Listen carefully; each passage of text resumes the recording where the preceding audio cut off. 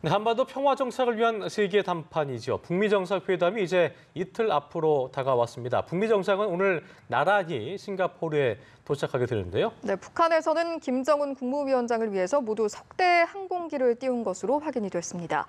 싱가포르 현지 취재기자 연결해서 자세한 내용 알아봅니다. 김혜영 기자. 네, 말씀하신 것처럼 북한이 역사적인 북미 정상회담에 나서는 김정은 국무위원장을 위해서 오늘 하루만 모두 석대의 항공기를 동원한 것으로 파악됐습니다.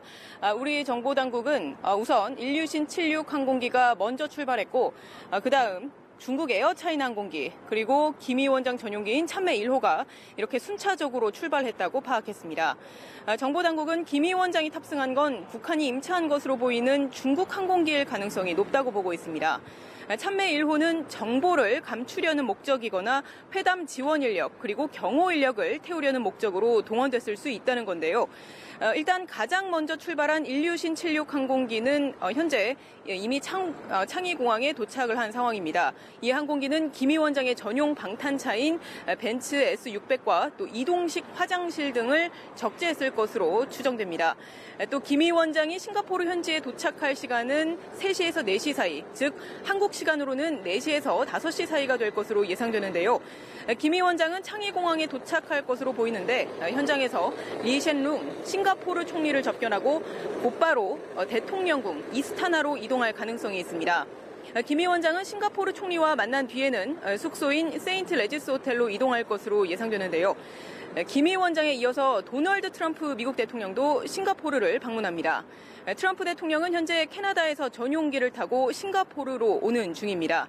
싱가포르 현지에는 밤 8시 35분, 그러니까 우리나라 시간으로는 밤 9시 35분에 내릴 것으로 보인다고 싱가포르 언론이 백악관을 이용해서 보도했습니다.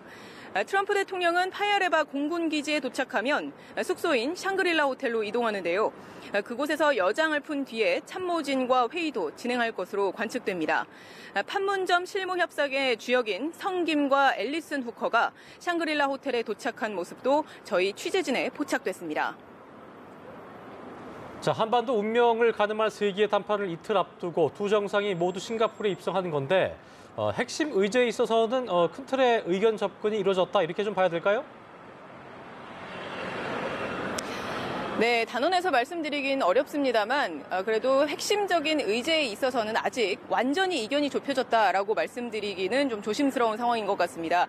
일단 트럼프 대통령이 캐나다에서 싱가포르로 출국하기 이전에 기자회견에서 한 발언을 말씀드리겠는데요.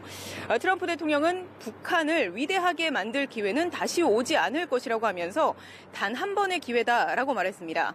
사실상 이번 북미 회담이 북한에게는 처음이자 마지막의 기회인 만큼 꼭 잡아야 한다라고 촉구한 건데요. 북한이 완전하고 검증 가능하며 불가역적인 비핵화 결단을 내려달라고 거듭 요구한 것으로 해석됩니다. 이는 결국 양측 간의 이견이 완전히 좁혀지지 않은 것으로도 풀이되는데요. 실질적인 협상 국면에서는 일괄 타결식보다는 단계적인 논의에 여전히 무게를 두는 모습입니다.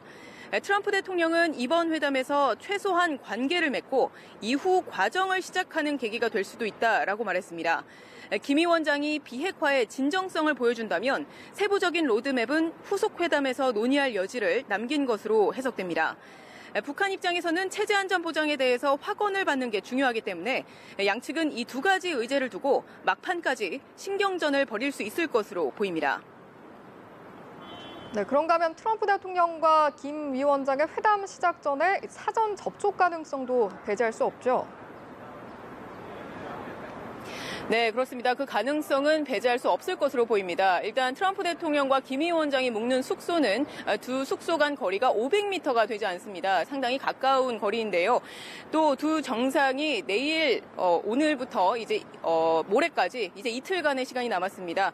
회담이 시작되기 전까지 상대적으로 여유가 있는 편이기 때문에 서로 사전에 접촉할 가능성을 완전히 배제할 수는 없을 것으로 보입니다.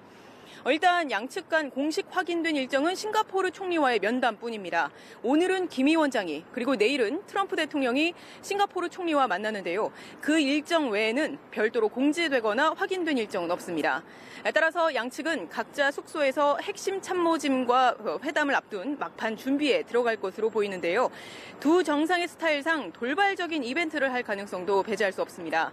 회담 시작은 12일 한국 시간으로 오전 10시지만 그 이전에 비핵화 협상과 체제 안전 보장 협의를 위해서 양측 간의 사전 조율도 계속 이루어질 것으로 예상됩니다.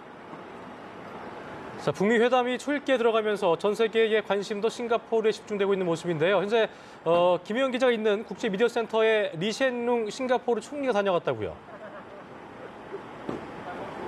네, 그렇습니다. 리센롱 총리가 우리 한국 시간으로 1시쯤에 이곳 국제미디어센터에 방문했습니다.